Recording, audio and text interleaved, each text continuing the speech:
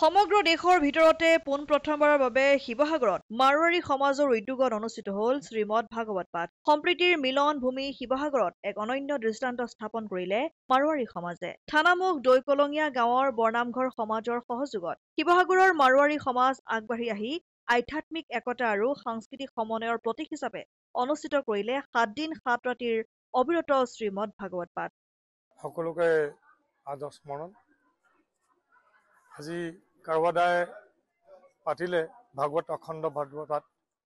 আমি সকলো মাৰোৱাৰী সম্প্ৰদায়ৰ মানুহ তাত গৈছোঁ, তাত সেৱা কৰিছোঁ, তাত জলপান প্ৰসাদ লৈছোঁ আৰু আমাৰ যিকেইটা গোসাঁইকেইটা তাত ভাগৱত পাঠ কৰিছে সিহঁতৰ লগত বহি আলোচনা কৰিছোঁ, ধৰ্ম আলোচনা। খুবেই আনন্দিত হৈছোঁ। মানে এটা বেলেগে পৰিৱেশ হৈছে। সিহঁতৰ ঘৰটো মানে গোটেইটো খালী কৰি দিছে, তাতে গোটেই গোসাঁই আৰু মানে সিহঁতে ৰান্ধনি চান্ধনি চব সিহঁতৰ চলি আছে। আৰু প্ৰথম হ'ল যে আজি মোৰ জনামতে শিৱসাগৰত এইটো প্ৰথম হৈছে যে আমাৰ অসমতে নেকি এই যে আমাৰ মাৰোৱাৰী সম্প্ৰদায় এটা আগবাঢ়ি এটা ধুনীয়াকৈ 7 দিনীয়া ভাগৱত পাঠ অখণ্ড ভাগৱত পাঠ ঘৰত যে আয়োজন কৰাইছে। আৰু নেক্সট আমাৰে আছে নন্দকিশোৰ জঙৰ আমাৰ আমলাপাতি, তেওঁ 9 তাৰিখৰ পৰা আগবঢ়াইছে পৰহি পায়।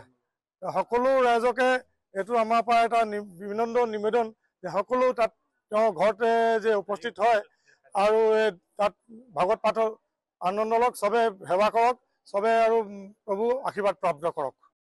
শিৱসাগৰৰ পৰা সৈয়দ মুস্তাকুৰ ৰহমানৰ ৰিপৰ্ট, অসম আদিত্য।